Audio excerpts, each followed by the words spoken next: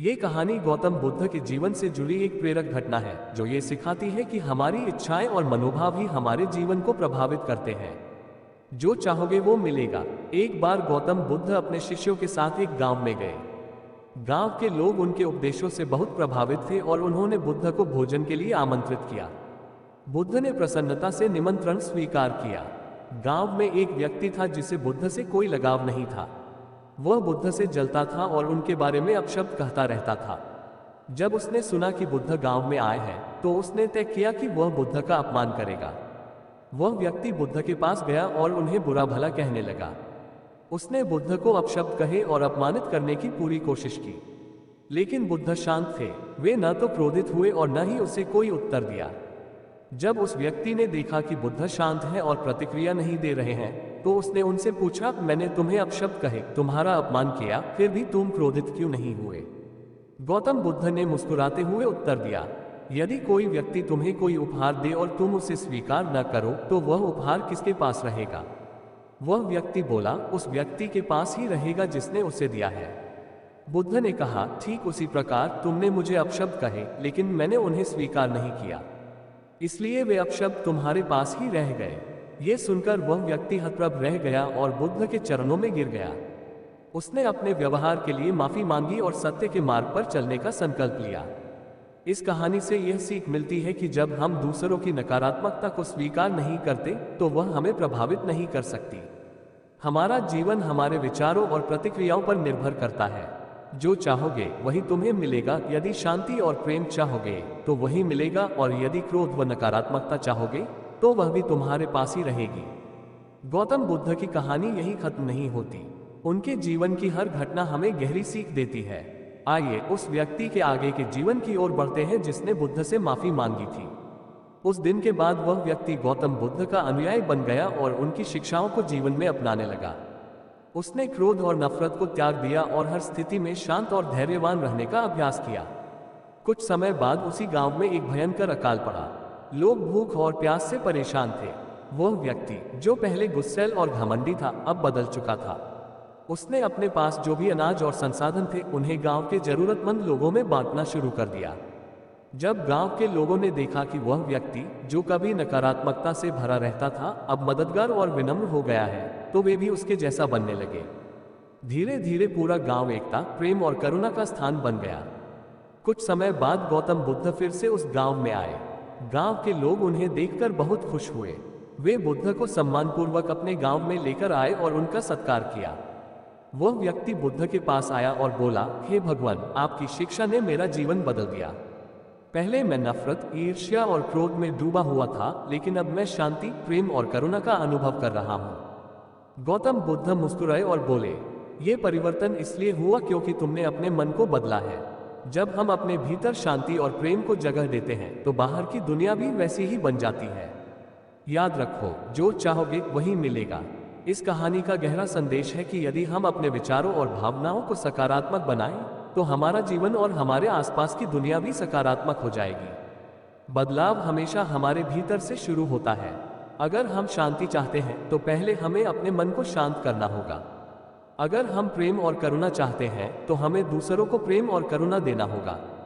गौतम बुद्ध की शिक्षाओं से प्रेरित वह व्यक्ति अब गांव के लिए एक आदर्श बन चुका था। वह सभी लोगों को दया, करुणा और शांति के मार्ग पर चलने के लिए प्रेरित करने लगा। लेकिन एक दिन गांव में एक और कठिन परिस्थिति उत्पन्न हुई। गांव में एक व्यापारी आया जो बहुत ही धनी और घमंडी था।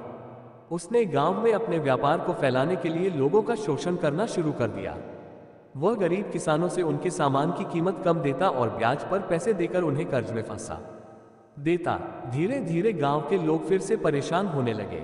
जिस गांव में प्रेम और एकता थी वहां अब भय और असंतोष फैलने लगा। लोग उस व्यक्ति के पास गए जो अब बुद्ध का अनुयायी था और उससे मदद मांगने लगे। उस व्यक्ति ने सोचा, ये स्थिति भी मेरे धैर्य और बुद्ध की शिक्षाओं की परीक्षा है। उसने बुद्ध के बताए मार्ग को अपनाने का निश्चय किया। वह व्यक्ति उस व्यापारी के पास गया और बड़ी विनम्रता से कहा, भाई, तुम यहाँ व्यापार कर रहे हो, यह अच्छी बात है, लेकिन क्या तुम जानते हो कि यदि तुम लोगों के साथ प्रेम और ईमानदारी से व्यवहार करोगे तो तुम्हारा व्यापार और भी बढ़ेगा। व्यापारी ने उसकी बात को अनसुना कर दिया और हंसते हुए कहा, मुझे तुम्हारी बातें सुनने की जरूरत नहीं है। मैं यहाँ पैसा कमाने आया हूँ, उपदेश सुनने नहीं। वह व्यक्ति शांत रहा। उसने बुद्ध की एक और शिक्षा को याद किया, सत्य को समय दो, वह स्वयं प्रकट होगा। वह व्यक्ति गांव के लोगों के साथ एक योजना बनाने लगा। उन्होंने मिलकर गांव में अपनी जरूरतों को खुद पूरा करना शुरू कर दिया। उन्होंने सामूहिक खेती शुरू की, सामानों का आदान प्रदान किया और आपस में सहयोग से काम करना शुरू कर दिया। धीरे धीरे उनकी जरूरतें व्यापारी पर निर्भर रहना बंद हो गई। कुछ समय बाद व्यापारी ने देखा कि उसका व्यापार ठप हो गया है। गांव के लोग अब खुश और आत्मनिर्भर हो गए थे। उसने महसूस किया कि उसके लालच और शोषण ने ही उसे इस स्थिति में ला दिया है। एक दिन वह व्यापारी उस व्यक्ति के पास आया और बोला, मैंने अपनी गलती समझ ली है। मैंने धन के पीछे भागकर मानवता को भूल दिया था। क्या अब मुझे भी इस गांव में रहने और तुम्हारे साथ जीवन को शांति से जीने का अवसर मिलेगा? वह व्यक्ति मुस्कुराया और कहा, जो चाहोगे वही मिलेगा। यदि तुम अब शांति और प्रेम चाहते हो तो वह भी तुम्हें यही मिलेगा। लेकिन याद रखना, ये तभी संभव है जब तुम्हारा हृदय भी बदल जाए। व्यापारी ने गांव में रहकर लोगों की मदद करना शुरू कर दिया। धीरे धीरे उसका जीवन भी बदल गया। बुद्ध की शिक्षाओं ने न केवल एक व्यक्ति बल्कि पूरे गांव को प्रेम, करुणा और आत्मनिर्भरता का पाठ पढ़ा दिया। इस कहानी से यह सीख मिलती है कि कोई भी परिस्थिति कितनी भी कठिन क्यों न हो, धैर्य, करुणा और सत्य के मार्ग पर चलकर हर समस्या का समाधान संभव है। गौतम बुद्ध की शिक्षाओं से प्रेरित वह गांव अब पूरी तरह से शांति, प्रेम और एकता का प्रतीक बन गया था। लेकिन जीवन में परीक्षाएं कभी समाप्त नहीं होती। कुछ समय बाद गांव को एक और चुनौती का सामना करना पड़ा। एक दिन गांव के पास के जंगल में एक भयंकर डाकू गिरोह आ धमका। ये गिरोह आसपास के गांवों में लूटपाट करता था और लोगों को परेशान करता था। अब उनकी नजर इस शांत गांव पर थी। गांव के लोग भयभीत हो गए। उन्होंने फिर से उस व्यक्ति के पास जाकर मदद मांगी जो बुद्ध का शिष्य बन चुका था। गांव के लोगों ने कहा, हमारे पास अब कोई रास्ता नहीं है, हमें डाकुओं से लड़ना होगा। लेकिन वह व्यक्ति शांत था। उसने कहा, लड़ाई कभी भी स्थायी समाधान नहीं होती। हमें बुद्ध की शिक्षाओं को याद रखना चाहिए। हर समस्या का समाधान शांति और करुणा से संभव है। लोगों को यह समझ में नहीं आया कि डाकुओं से बिना लड़े कैसे निपटा जा सकता है। फिर भी उन्होंने उस व्यक्ति पर भरोसा किया। वह व्यक्ति कुछ बुद्धिमान ग्रामीणों के साथ डाकुओं के सरदार के पास गया। वह निडर होकर उनके सामने खड़ा हुआ और विनम्रता से बोला, हे सरदार, हम जानते हैं कि आप बलशाली हैं और हमसे सब कुछ छीन सकते हैं। लेकिन क्या आपने कभी सोचा है कि आप जो कर रहे हैं वह आपको और आपके लोगों को स्थायी सुख नहीं देगा? डाकू हंसने लगा और बोला, तुम्हें क्या लगता है, हम जो चाहते हैं वह हमें ताकत से मिल जाता है। हमें किसी उपदेश की जरूरत नहीं है। वह व्यक्ति शांतिपूर्वक बोला, ताकत से आप चीजें छीन सकते हैं, लेकिन क्या आप लोगों का प्रेम और सम्मान भी छीन सकते हैं? ये केवल करुणा और दया से ही प्राप्त किया जा सकता है। क्या आपने कभी सोचा है कि अगर आप अपने बल का उपयोग दूसरों की मदद के लिए करें तो आप और अधिक महान बन सकते हैं?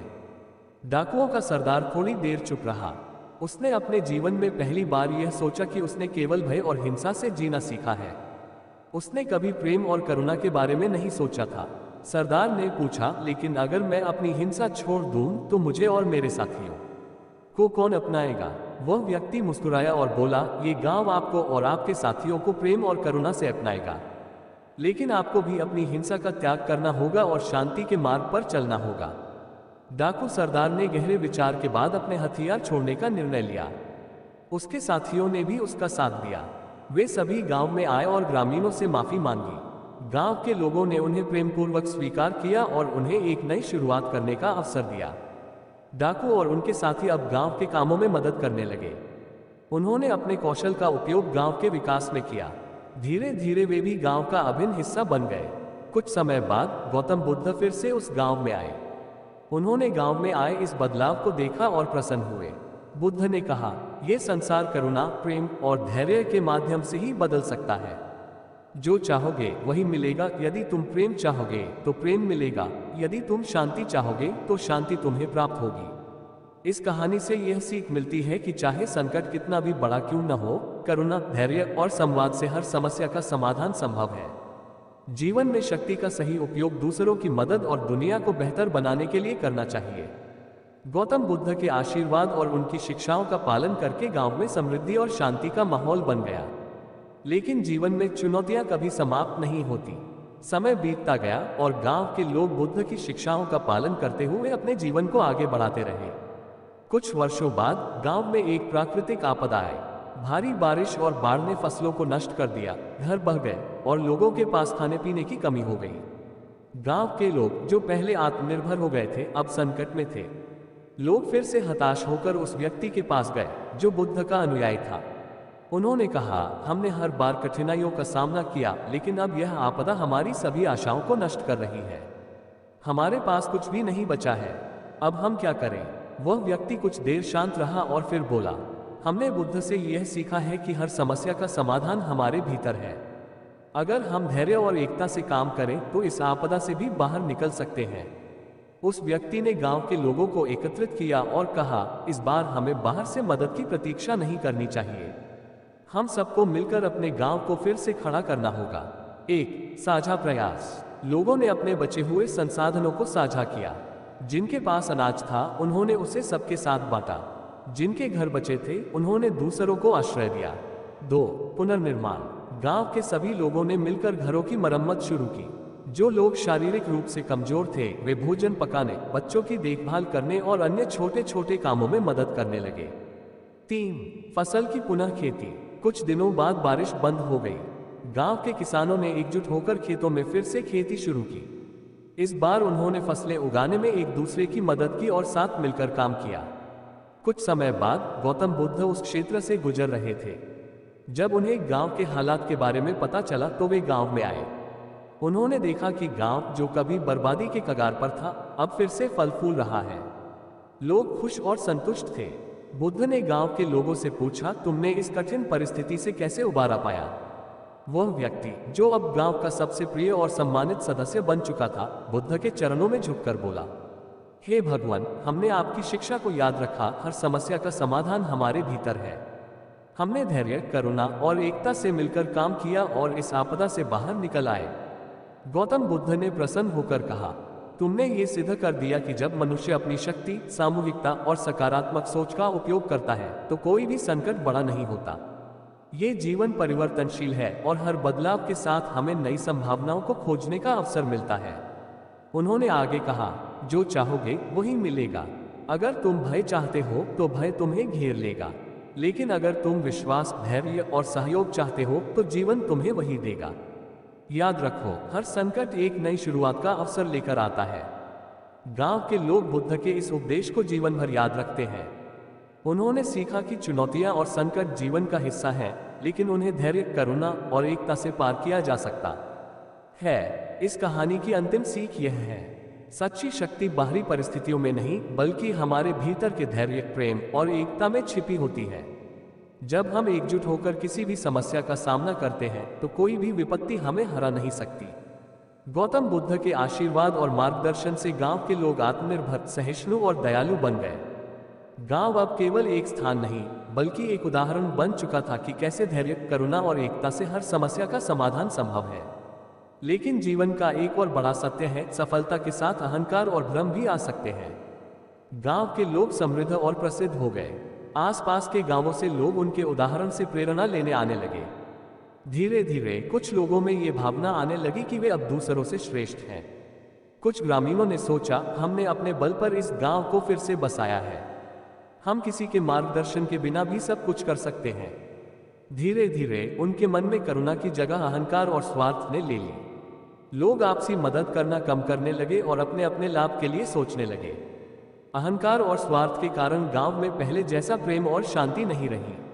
लोग छोटी छोटी बातों पर एक दूसरे से विवाद करने लगे। जिन खेतों में सब मिलकर काम करते थे वे अब अलग अलग हिस्सों में बंट गए। सहयोग की जगह प्रतिस्पर्धा ने ले ली। धीरे धीरे गांव में पहले जैसी समृद्धि घटने लगी। फसलें अच्छी नहीं हो रही थी, व्यापार में घाटा होने लगा और लोग फिर से दुखी और असंतुष्ट हो गए। गौतम बुद्ध को जब गांव की स्थिति के बारे में पता चला तो वे फिर से गांव आए। उन्होंने देखा कि गांव में अब वह प्रेम, करुणा और एकता नहीं रही जिसके लिए यह प्रसिद्ध था। बुद्ध ने गांव के लोगों को एकत्रित किया और उनसे पूछा, तुम लोग फिर से दुखी और असंतुष्ट क्यों हो गए हो? क्या अब भी तुम्हारे पास धैर्य, करुणा और एकता नहीं है? गांव के एक बुजुर्ग ने कहा, भगवान, हमारे पास पहले सब कुछ था, लेकिन अब हम फिर से खो रहे हैं। हम समझ नहीं पा रहे हैं कि यह कैसे हुआ। बुद्ध ने शांत स्वर में कहा, सफलता तब तक ही स्थायी है जब तक उसमें विनम्रता हो। जैसे पानी से भरा तालाब अगर ऊंचा हो जाए और दूसरों से कट जाए तो वह सूखने लगता है। उसी तरह जब मनुष्य अहंकार में डूब जाता है तो वह सहयोग और करुणा को भूल जाता है। उन्होंने आगे कहा, तुम्हारा गांव संकट में इसलिए है क्योंकि तुमने अपने भीतर के अहंकार को बढ़ने दिया है। याद रखो, जो चाहोगे वही मिलेगा। अगर तुम प्रेम, करुणा और विनम्रता चाहोगे तो वही तुम्हारे पास रहेगा। लेकिन अगर तुम अहंकार और स्वार्थ चाहोगे तो दुख और अशांति तुम्हें घेर लेंगी। बुद्ध की यह बात गांव के लोगों के हृदय को छू गई। उन्होंने अपनी गलतियों को पहचाना और अहंकार को त्यागने का संकल्प लिया। लोग फिर से एकजुट हुए, अपने पुराने मतभेदों को भूलकर एक दूसरे की मदद करने लगे।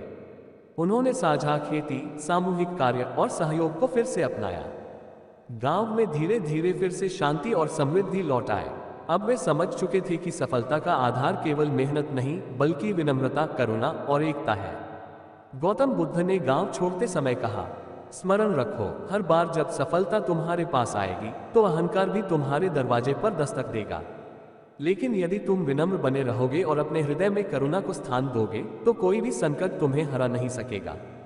सच्चा सुख उसी में है जो दूसरों के साथ मिलकर चलता है और अहंकार को अपने भीतर स्थान नहीं देता।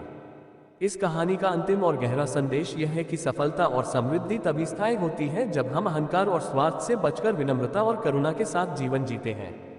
गौतम बुद्ध के मार्गदर्शन और गांव के लोगों की एकता से गांव फिर से शांति और समृद्धि का प्रतीक बन गया।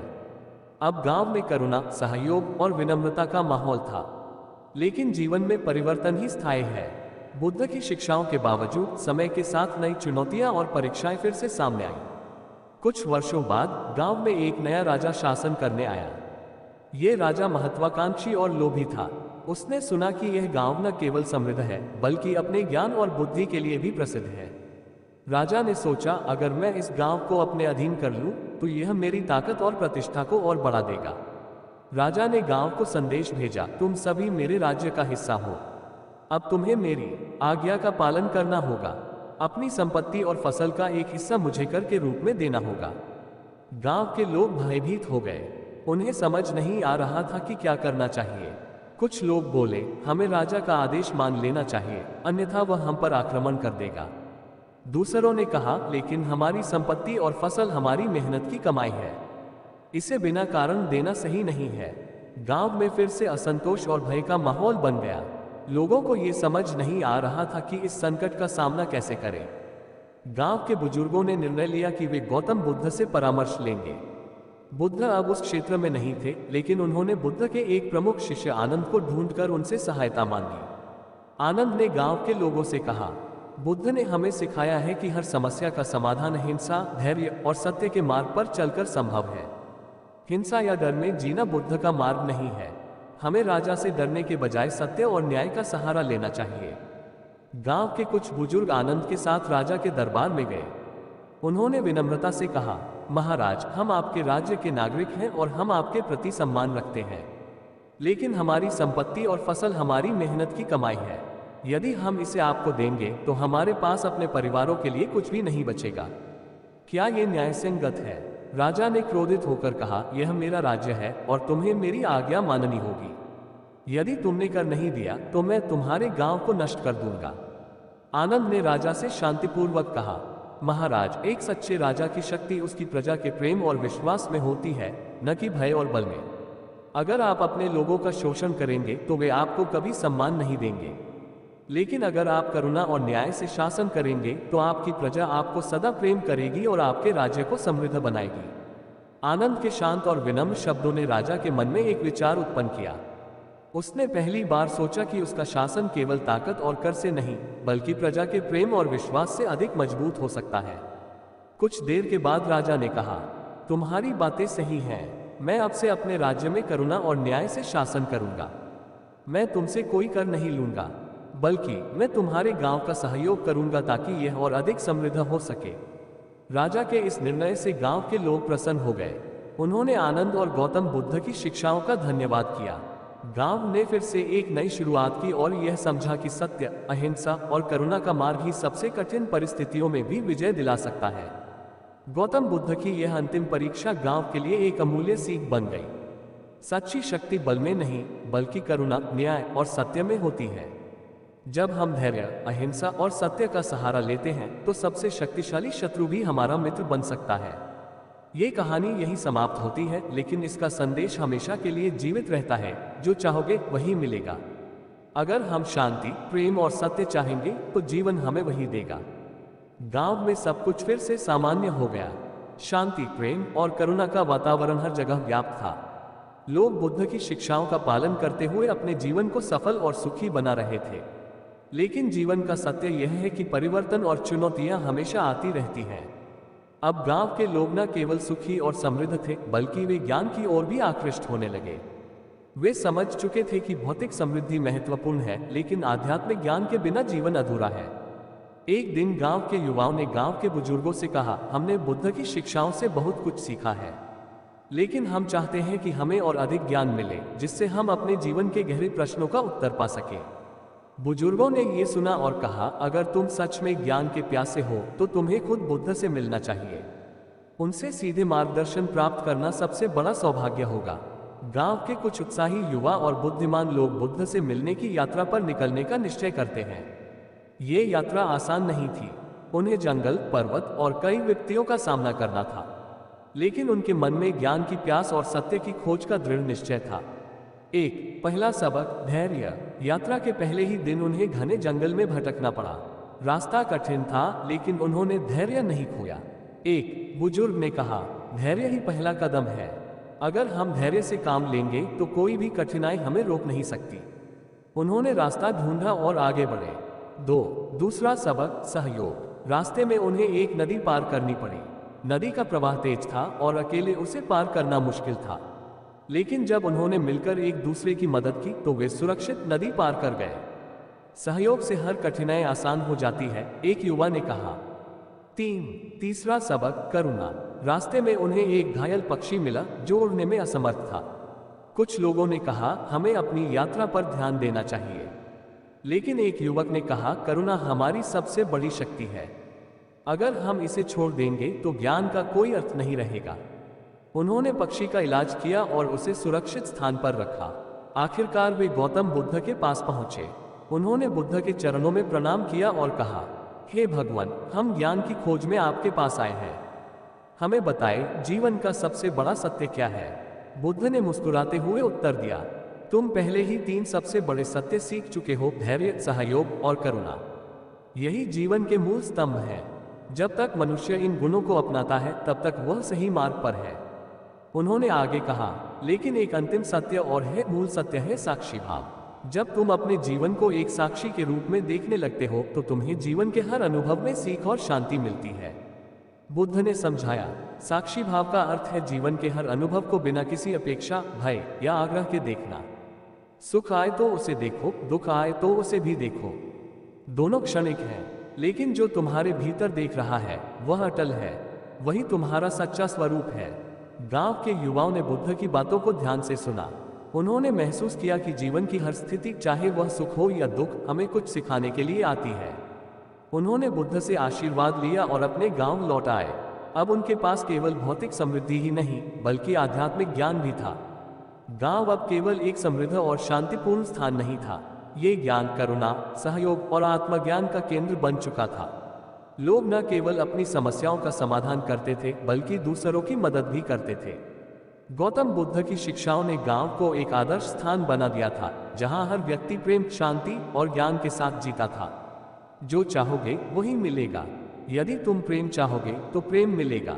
यदि तुम ज्ञान चाहोगे तो ज्ञान मिलेगा। यदि तुम शांति चाहोगे तो शांति मिलेगी। लेकिन सबसे पहले ये समझो कि सभी उत्तर तुम्हारे भीतर ही हैं।